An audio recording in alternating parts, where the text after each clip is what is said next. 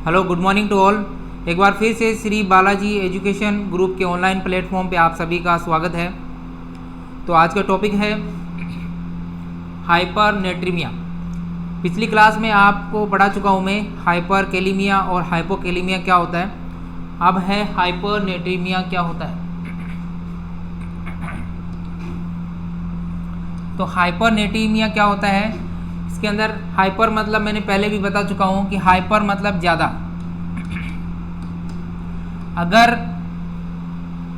Sodium का level ज़्यादा हो जाए, नॉर्मल से ज़्यादा हो जाए, अगर सोडियम का लेवल नॉर्मल से ज़्यादा हो जाए तो क्या कहलाता है, हाइपरनेट्रीमिया कहलाता है। तो सोडियम नॉर्मल कितना होता है, 135 से 145 मिली इक्विवेलेंट पर लीटर, मिली इक्विवेलेंट पर लीटर, ये नॉर्मल होता है। सोडियम नॉर्मल होता है 135 से 145 के करीब नॉर्मल होता है।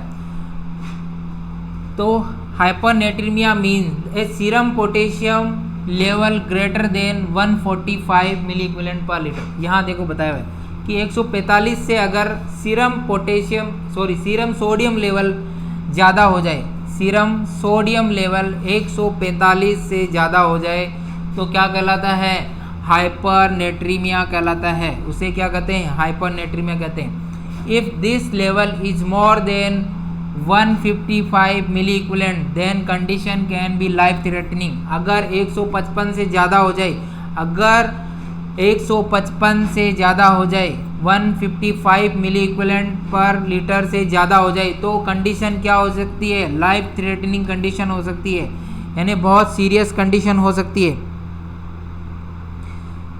जीवन घातक हो सकता है, मतलब डेथ हो सकती है पेशेंट की अगर इसी। उसके बाद में रीज़न क्या है, कारण क्या है बढ़ने के, तो पोटेशियम लेवल बढ़ने का क्या कारण है, तो एनएस फ्लूइड इन्फ्यूजन ओवरलोड। अगर पहले कारण, रीज़न मतलब हो गया कारण, अगर एनएस सोडियम अगर ज़्यादा दे दिया, नॉर्मल सलाइन ज़्यादा दे दी, तो एनएस के अंदर भी क्या रहता है, सोडियम रहता है। तो अगर ज़्यादा दे दी, ओवरडोज दे दी, तो क्या हो सकता है, सोडियम का लेवल बढ़ सकता है। अगर बॉडी में एनएस फ्लूइड ज़्यादा दे दिया, सोडियम ज़्यादा दे दिया, तो अपने आप फ्लूइड बढ़ जाएगा ना, एनएस सोडियम बढ़ जाएगा। NS fluid infusion at the more rapid rate, और ज़्यादा फास्ट दे दिया, रैपिड रेट मतलब बहुत फास्ट दे दिया, तो उसके कारण भी क्या हो सकता है, सोडियम का लेवल बढ़ सकता है। उसके बाद में ड्रिंकिंग इनसफिशिएंट वाटर, ज़्यादा मात्रा में पानी पी लिया, इनसफिशिएंट वाटर पी लिया, तो उसके कारण भी हो सकता है। उसके अंदर सोडियम ऐड करके, नमक का पानी अगर ऐड करके पी लिया तो और ज़्यादा हो सकता है। उसके बाद में अगर पेशेंट को रीनल डिजीज़ है, किडनी की बीमारी है, तो उसके कारण भी क्या हो सकता है, सोडियम ज़्यादा हो सकता है। Excessive loss of hypotonic fluid, excessive loss of hypotonic fluid from the body through excessive sweating, diarrhoea, vomiting, burn, और ज़्यादा एक्सेसिव लॉस ऑफ जो हाइपोटोनिक फ्लूइड होते हैं। हाइपोटोनिक फ्लूइड कौन से होते हैं, हाइपोटोनिक फ्लूइड का ज़्यादा लॉस हो जाए तो उसके कारण भी क्या हो सकता है, एक्सेसिव स्वेटिंग यानी ज़्यादा पसीना आना, डायरिया यानी दस्त, वॉमिटिंग यानी उल्टी होना, बर्न यानी जल जाना, तो उसके कारण क्या हो गया, हाइपोटोनिक फ्लूइड है। जो हाइपोटोनिक फ्लूइड होते हैं उनकी क्या हो जाती है, कमी आ जाती है, लॉस हो जाता है। एक होते हैं आइसोटोनिक फ्लूइड, आइसोटोनिक फ्लूइड, एक होते हैं हाइपोटोनिक फ्लूइड, और एक होते हैं हाइपरटोनिक फ्लूइड। तो जो आइसोटोनिक फ्लूइड होते हैं उसके अंदर आता है एनएस वगैरह। आइसोटोनिक फ्लूइड होते हैं उसके अंदर कौन से आते हैं,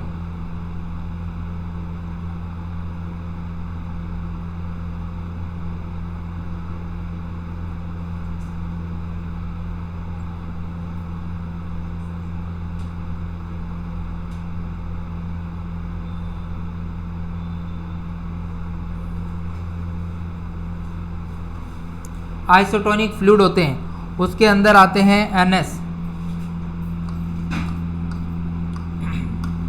नॉर्मल सलाइन, आरएल, ये कौन से होते हैं, आइसोटोनिक फ्लूइड होते हैं। ये सब आइसोटोनिक फ्लूइड होते हैं। और हाइपरटोनिक फ्लूइड होते हैं वो होते हैं डी 5%, उसके अंदर अगर NS ऐड कर दिया तो वो हाइपरटोनिक फ्लूइड होते हैं। अगर डी 5% के अंदर NS ऐड कर दिया तो हाइपरटोनिक फ्लूइड होते हैं। डी 4-5% ये भी हाइपरटोनिक फ्लूइड होते हैं। DNS ये भी हाइपरटोनिक फ्लूइड के अंदर आता है। तो ये आते हैं हाइपरटोनिक के अंदर। और होते हैं हाइपोटोनिक फ्लूइड। हाइपोटोनिक फ्लूइड के अंदर आते हैं 0.33% NS, 4.5% NS। हाइपरटोनिक के अंदर कौन से आते हैं? 0.33% NS और 4.5% NS। कौन सी आती है? 4.5% NS, ये वाले NS, ये आते हैं हाइपोटोनिक के अंदर। हाइपोटोनिक के अंदर तो excessive loss of hypotonic fluid from the excessive hypotonic fluid का लॉस कब होता है? जब क्या होती है? ज़्यादा स्वेटिंग होती है, पसीना ज़्यादा आता है, डायरिया होता है, उसके बाद में उल्टी होती है या फिर बर्न होता है, तो इसके कारण हो सकता है। उसके बाद में डिहाइड्रेशन के कारण, अगर पेशेंट में डिहाइड्रेशन है, निर्जलीकरण है, मतलब पानी की कमी आ गई है, तो उसके कारण भी क्या हो सकता है? पानी की कमी, तो क्या हो सकता है? हाइपोनेट्रीमिया हो सकता है। उसके बाद में क्लिनिकल फीचर्स क्या देखने को मिलेंगे? The symptom of hypernatremia are explain in following. Symptom क्या देखने को मिलेंगे? तो इसके अंदर जो सिम्टम्स है वो देखने को मिलेंगे। कॉग्निटिव डिसफंक्शन, क्या हो जाएगा? Cognitive dysfunction due to neuronal cell shrinkage. Neuronal cell क्या होती है? श्रिंक हो जाती है, छोटी हो जाती है। जो न्यूरॉन की जो सेल होती है वो क्या हो जाती है? न्यूरॉन सेल वो छोटी हो जाती है, श्रिंक हो जाती है, जिसके कारण क्या है? कॉग्निटिव डिसफंक्शन देखने को मिलेंगे। उसके कारण कॉग्निटिव डिसफंक्शन देखने के लिए इसमें क्या रहता है? तंत्रिका में प्रभाव होता है, मतलब न्यूरॉन जो है उनकी सेल क्या हो जाएगी? श्रिंक हो जाएगी। एक्सट्रीम टायर्डनेस और लेथार्जी, इसमें क्या होगी? थकान देखने को मिलेगी, एकदम थकान देखने को मिलेगी। बॉडी के अंदर अगर सोडियम कम हो गया तो थकान देखने को मिलेगी, अगर ज़्यादा हो गया तो। उसके बाद में सीजर, दौरे आ सकते हैं।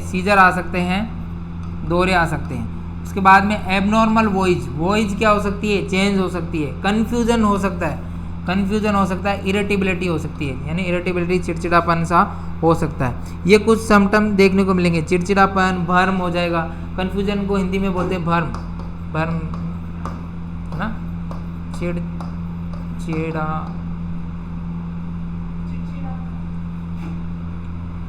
चिड़चिड़ापन है ना।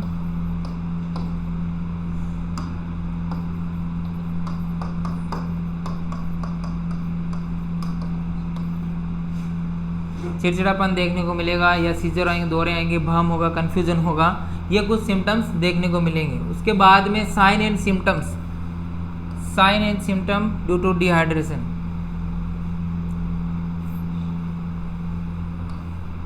फास्ट हार्ट रेट क्या हो जाएगी? तेज हो जाएगी, फास्ट हो जाएगी। इसको क्या बोलते हैं? टेकिकार्डिया बोलते हैं।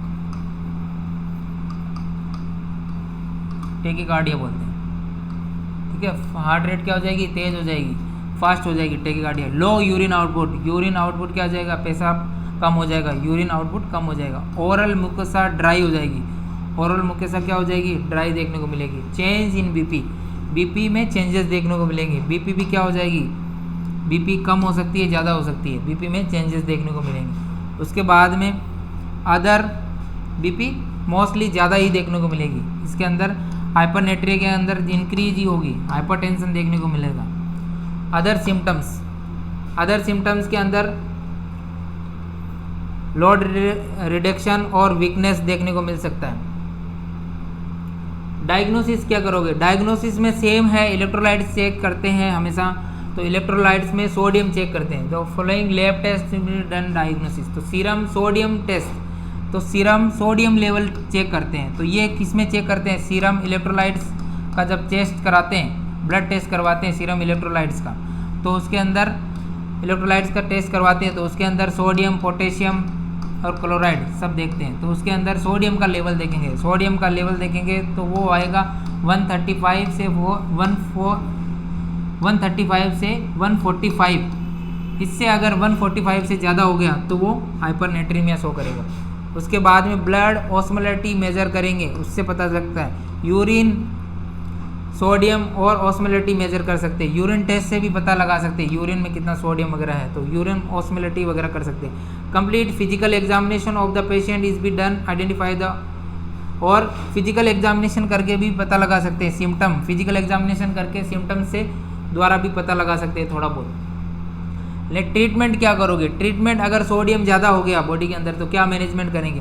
हाइपरनेट्रीमिया focus on the normalize the fluid imbalance, और जो फ्लूइड इम्बैलेंस हो गया था, फ्लूइड का इम्बैलेंस हो गया था, उसको क्या करेंगे? नॉर्मल करेंगे वापस, तो वो ठीक हो जाएगा। Treatment hypertonicity, management of the underlying cause, तो preventing loss of fluid from the digestive tract, क्या करना है?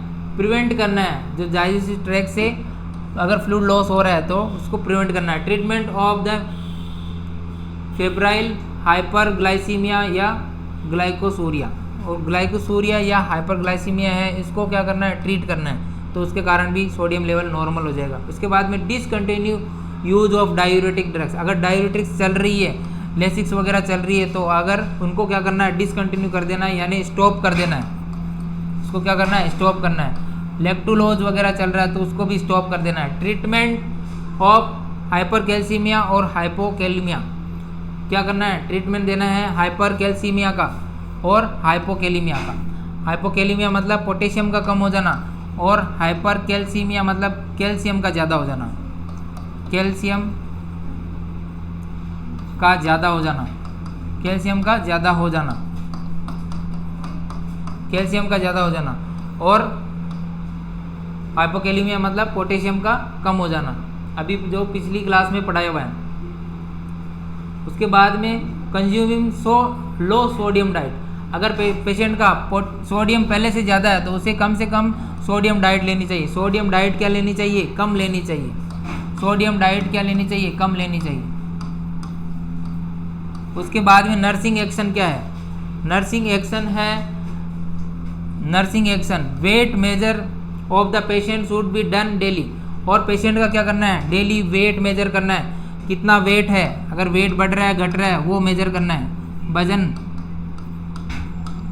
वजन कितना है वो डेली मेजर करना है। Regular monitor of oedema level should be done, patient के अंदर एडिमा स्वेलिंग आ गई है कि नहीं है वो चेक करना है, डेली मेजर करना है, स्वेलिंग वगैरह चेक करनी है, रेगुलर मॉनिटर करना है। द इनटेक आउटपुट चार्ट, हमेशा पेशेंट का इनटेक आउटपुट चार्ट मेंटेन करना है। इनटेक आउटपुट चार्ट में क्या होता है? इनटेक आउटपुट में कितना पानी पिया है, इनटेक मतलब कितना पानी पिया है, वाटर वगैरह कितना इनटेक किया है, आईवी फ्लूइड कितना दिया है, सब इनटेक में आते हैं। आउटपुट में आते हैं कि यूरिन कितना पास किया है, यूरिन पास किया है, स्टूल पास किया है ना, स्टूल पास किया है, स्टूल पास किया है, यूरिन पास किया है, कितनी मात्रा में पास किया है वो मेजर करना है। उसके बाद में डायरिया हुआ है, दस्त वगैरह, वोमिटिंग, वो सब मेजर करना है, तो वो इनटेक आउटपुट में आता है। वो आउटपुट में आता है जो बॉडी से बाहर निकलता है, इनटेक में जो बॉडी के अंदर आप डालते हो वो इनटेक में आता है, वो सब मेजर करना है। Of the patient should also measure regular skin care should be taken, और अगर किसी पेशेंट को हाइपरनेट्रीमिया है तो रेगुलर स्किन केयर करनी है, उसकी रेगुलर स्किन केयर करनी है। उसके बाद में patient should B give salt restricted diet, और पेशेंट के अंदर पहले से सोडियम अगर ज़्यादा है तो उसे साल्ट रिस्ट्रिक्टेड डाइट देनी है, मतलब ऐसी डाइट देनी है जिसके अंदर क्या हो, सोडियम कम हो, साल्ट कम हो, तो ऐसी डाइट देनी है, साल्ट रिस्ट्रिक्टेड डाइट देनी है। उसके बाद में है नेक्स्ट टॉपिक हाइपोनेट्रीमिया। हाइपोनेट्रीमिया क्या होता है? ये तो हो गया था हाइपरनेट्रीमिया, यानी सोडियम का लेवल बढ़ जाना क्या कहलाता है? हाइपरनेट्रीमिया कहलाता है। लेकिन अगर सोडियम का लेवल कम हो जाए तो क्या कहलाता है? हाइपोनेट्रीमिया कहलाता है। कितने से कम हो जाए? 135 से कम हो जाए, है ना, 135 से कम हो जाए तो वो हाइपोनेट्रीमिया कहलाता है। Hyponatraemia means sodium level in the body blood is less than, blood के अंदर क्या सोडियम लेवल कितना हो जाए? लेस देन 135 हो जाए तो क्या कहलाता है? हाइपोनेट्रीमिया कहलाता है। अगर ब्लड के अंदर 135 मिली इक्विवेलेंट पर लीटर से कम हो जाए सोडियम तो क्या कहलाता है? हाइपोनेट्रीमिया कहलाता है। It play role in many, ये क्या है? Play role in many body, it play role in many body process like regulation of BP. ये किस में रोल अदा करता है? बीपी को रेगुलेट करने में हेल्प करता है, फ्लूइड को मेंटेन करने में हेल्प करता है, maintaining of fluid balance fluid को मेंटेन करने में हेल्प करता है, and maintaining the nerve function, और जो नर्व फंक्शन है उनको मेंटेन करने में एक इम्पोर्टेंट रोल अदा करता है। इसका जो सोडियम का जो मेन इम्पोर्टेंट रोल है वो कहाँ पे है? बीपी को रेगुलेट करने में, क्योंकि अगर सोडियम बढ़ जाती है तो बीपी बढ़ जाती है, कम हो जाता है तो बीपी कम हो जाता है ना, तो ये बीपी रेगुलेशन में हेल्प करता है। और maintaining of fluid imbalance, fluid का बैलेंस मेंटेन करने के लिए भी सोडियम का इंपॉर्टेंट रोल है। उसके बाद में नर्व फंक्शन के लिए भी सोडियम का इंपॉर्टेंट रोल है। उसके बाद में बताया sodium normal serum sodium level is 130 से 145, यानी 135 से 145, 135 से 145 होता है। ये मैं बता चुका हूँ कि सोडियम लेवल कितना होता है नॉर्मल, 135 से 145 इक्विवेलेंट पर लीटर होता है। उसके बाद में क्या कारण हो सकते हैं? इसके कारण क्या हो सकते हैं? कम होने के कारण क्या हो सकते हैं? रीजन क्या हो सकते हैं? तो the reason for the decrease in serum potassium level can be the following, the low sodium content in diet. अगर आप डाइट के अंदर सोडियम कम खा रहे हो तो आपके अंदर क्या हो जाएगा? सोडियम की कमी हो जाएगी। अगर लो इनटेक सोडियम ले रहे हो तो सोडियम की कमी हो जाएगी। Excretion of sodium from the through the body excessive sweating, और अगर ज़्यादा स्वेटिंग हो रही है, ज़्यादा पसीना निकल रहा है तो बॉडी से सोडियम वगैरह निकल सकता है, तो वो भी एक रीज़न हो सकता है। यूरिन, और क्या होता है, यूरिन ज़्यादा पास हो रहा है या स्वेटिंग ज़्यादा हो रही है, पसीना ज़्यादा निकल रहा है, तो भी सोडियम की कमी आ सकती है। उसके बाद में जीआई सक्शन रहता है, गैस्ट्रोइंटेस्टाइनल सक्शन या जीआई सक्शन किया जाए तो क्या हो सकता है? सोडियम का लेवल कम हो सकता है। उसके बाद में लो amount of adrenal hormone, adrenal जो हार्मोन एडीएच हार्मोन है वो कम मात्रा में अगर सिक्रीशन हो रहा है तो उसके कारण भी हो सकता है। उसके बाद में हाइपोथायरॉयडिज्म, लीवर सिरोसिस, हाइपरथायरॉयडिज्म की डिजीज हो जाए, अगर हाइपोथायरॉयडिज्म की डिजीज हो जाए तो लीवर सिरोसिस की डिजीज हो सकती है। लीवर सिरोसिस की डिजीज हो जाए तो उसके कारण भी हो सकता है। उसके बाद में मेडिकेशन क्या होगी?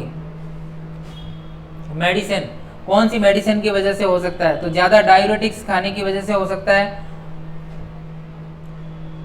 वेसोप्रेसिन के कारण हो सकता है, ज्यादा डायूरेटिक्स खाने की वजह से, और वेसोप्रेसिन खाने की वजह से हो सकता है। डायूरेटिक्स और वेसोप्रेसिन, डायूरेटिक और वेसोप्रेसिन और सल्फोनाल्यूरिया, इनकी वजह से क्या हो सकता है? सोडियम कम हो सकता है।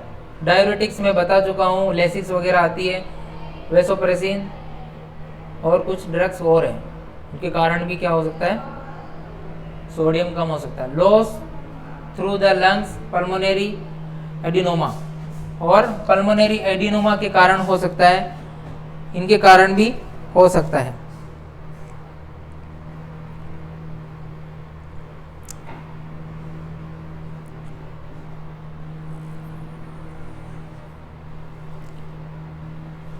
इसके बाद में next, loss through the renal system. मैंने बताया था रीनल सिस्टम, अगर यूरिन ज्यादा मात्रा में पास हो रहा है तो भी हो सकता है। तो थ्रू एक्सेसिव डायूरेटिक्स, डायूरेटिक्स क्या करती है? यूरिन के प्रोडक्शन को बढ़ाती है, तो उसके कारण भी सोडियम कम हो सकता है। तो मैनिटोल क्या होता है? Osmotic diuretic. ये मैनिटोल इंजेक्शन आता है जो क्या होता है? ऑस्मोटिक डायूरेटिक्स है। ये भी क्या करता है? डायूरेटिक्स का काम करता है। ये भी बॉडी से फ्लूइड को बाहर निकालता है, तो इसके कारण भी हो सकता है। ये भी रीनल के थ्रू यूरिन का प्रोडक्शन बढ़ाता है, तो उसके कारण भी क्या होगा? सोडियम कम हो जाएगा बॉडी से। सिम्टम क्या देखने को मिलेंगे? सिम्टम, क्लिनिकल फीचर एक ही चीज होती है। सिम्टम भी लक्षण होता है, इसका मतलब क्लिनिकल फीचर्स, इनका सबका मतलब एक ही होता है, symptoms. Symptom resulting from the sodium deficiency in the blood are abdomen pain. सबसे मेन सिम्टम देखने को मिलेगा, एक तो एब्डोमेन पेन, पेट दर्द होगा। उसके बाद में वेट लॉस हो जाएगा, वजन कम हो जाएगा। कूल स्किन, स्किन क्या हो जाएगी? ठंडी होगी। Reduce skin triggers, skin triggers है जो कम हो जाएंगे। कन्फ्यूजन स्टेज, और पेशेंट क्या कन्फ्यूजन में देखने को मिलेगा? कन्फ्यूजन देखने को मिलेगा पेशेंट में। एक्सेसिव फैटिक, बहुत ज़्यादा थकान होगी पेशेंट को। लो ब्लड प्रेशर, बीपी क्या हो जाएगा? कम हो जाएगा। मैं बताया था, उसके अंदर हाइपरनेट्रीमिया में बीपी बढ़ जाता है, इसके अंदर कम हो जाता है, तो हाइपोटेंशन बोलते हैं, और उसके अंदर हाइपरटेंशन हो जाएगा। वीक रैपिड पल्स, और पल्स कैसी सुनाई देगी, वीक और रैपिड, यानी वीक सुनने में वीक होगी लेकिन तेज हो जाएगी, यानी टैकीकार्डिया देखने को मिलेगा, टैकीकार्डिया देखने को मिलेगा लेकिन वीक पल्स होगी। उसके बाद में the event of hyponatremia, fluid enter the cells, और इसके अंदर क्या होता है, फ्लूइड क्या इंटर सेल में इंटर हो जाता है। This cause swelling of cell, और इसको क्या कहते हैं, स्वेलिंग ऑफ सेल कहते हैं, मतलब सेल में स्वेलिंग आ जाएगी। द सेरिब्रल इडिमा हो सकता है, तो सेरिब्रल इडिमा हो सकता है, ब्रेन में इडिमा देखने को मिल सकता है, कॉम्प्लिकेशन वगैरह सेरिब्रल पार्ट में, अगर वहाँ पे अगर सेल्स में स्वेलिंग वगैरह हो रही है तो सेरिब्रल इडिमा देखने को मिल सकता है। डायग्नोसिस सेम डायग्नोसिस है, सीरम इलेक्ट्रोलाइट्स का टेस्ट करेंगे तो उसके अंदर सोडियम चेक करेंगे, और सोडियम चेक करेंगे तो क्या करेंगे, सोडियम कम आएगा, और सोडियम कितना कम आएगा, blood test of serum sodium, तो सोडियम कम आएगा 135 से कम, 135 से क्या आ जाएगा, कम आ जाएगा, तो उसके कारण हो सकता है। और एक और टेस्ट कर सकते हैं अपन, ब्लड यूरिया नाइट्रोजन, ये है blood urea nitrogen, blood urea nitrogen, blood urea nitrogen, इसका भी टेस्ट करेंगे तो वो क्या मिलेगा, ज़्यादा देखने को मिलेगा, ब्लड यूरिया नाइट्रोजन की मात्रा क्या इंक्रीज हो जाएगी, तो उसके कारण भी क्या होगा, वो हाइपोनेट्रीमिया को शो करता है। उसके अंदर हाई पोटेशियम, जिसके अंदर पोटेशियम हाई होता है तो सोडियम अपने आप कम हो जाता है, तो जो जिस पेशेंट में पोटेशियम क्या हाई देखने को मिलेगा उसका सोडियम कम होगा। उसके बाद में बेस ऑन क्लिनिकल सिम्टम, और क्लिनिकल सिम्टम के आधार पे आप पता लगा सकते हो उसके कैसे सिम्टम नजर आ रहे हैं, तो उसके आधार पे भी आप पता लगा सकते हो। उसके बाद में है ट्रीटमेंट, अगर सोडियम कम है तो ट्रीटमेंट में क्या देंगे, एनएस देंगे, सीधी सीधी बात है। अगर पहले से बॉडी के अंदर सोडियम कम है तो उसके अंदर क्या देंगे, IV infusion of isotonic fluid. मैंने बताया था, अभी पहले बताया हुआ है पिछली क्लास में या इसी क्लास कि एनएस के अंदर क्या होता है, ये एनएस जो होती है 9% वो होती है आइसोटोनिक फ्लूइड होता है, और आरएल भी आइसोटोनिक फ्लूइड होता है, तो कुछ आइसोटोनिक फ्लूइड होते हैं उनका इन्फ्यूजन करेंगे। Hypovolaemia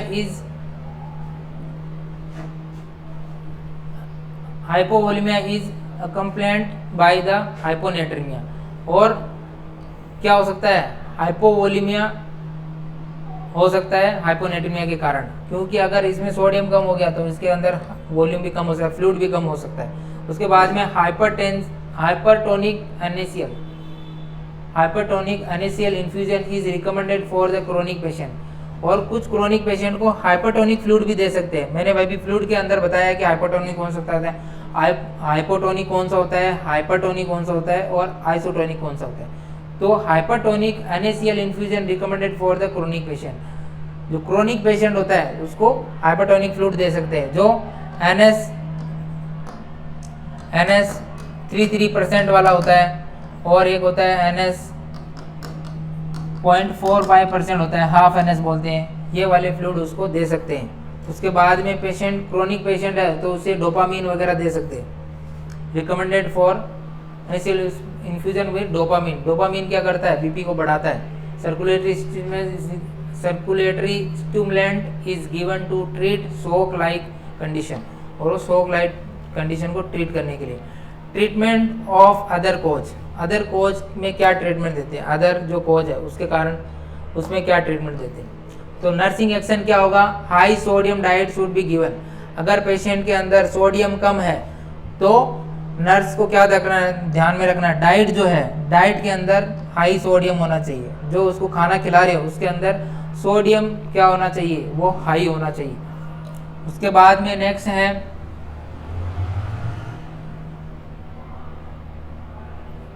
patient should be immediately infuse with normal saline.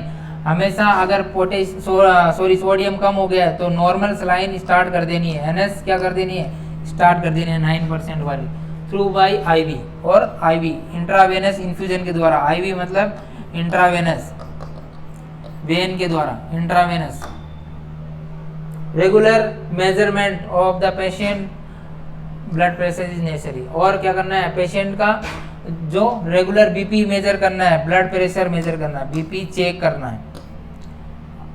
क्या हो जाएगा, हाइपोनेट्रीमिया में हाइपोटेंशन देखने को मिलेगा ना। ये कुछ चीज़ें ध्यान में रखनी है। तो एक सिंपल सी बात है कि सोडियम अगर बॉडी के अंदर ज़्यादा हो जाए तो उसे कहते हैं हाइपरनेट्रीमिया कहते हैं, और अगर सोडियम कम हो जाए तो उसे कहते हैं हाइपोनेट्रीमिया। और जो नॉर्मल होता है वो 135 से 145 मिली इक्विवेलेंट पर लीटर होता है। तो ये है आज की क्लास सोडियम के ऊपर। तो thank you so much. Class को लाइक करें, सब्सक्राइब करें। Thank you so much.